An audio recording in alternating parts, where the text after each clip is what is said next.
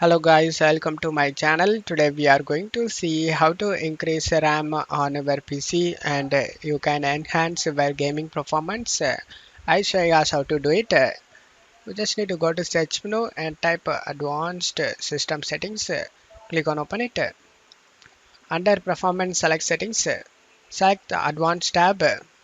Under virtual memory select change. Now you just need to uncheck this automatically manage paging file size for all drives. In this drive list, you just need to select the C drive and select a custom size. Now you just need to find out how much RAM installed on your PC. To know that, go to search menu and type about your PC. Click on open it. Now you can able to see I have 16 GB of RAM. After that, just to close stuff here. Now you just need to check my video description for this installer size and maximum size. Now you just need to copy the value depends on your RAM.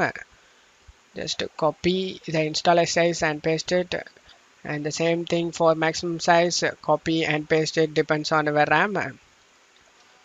After pasting it, just select the set option. Now the value should be set under the paging file size.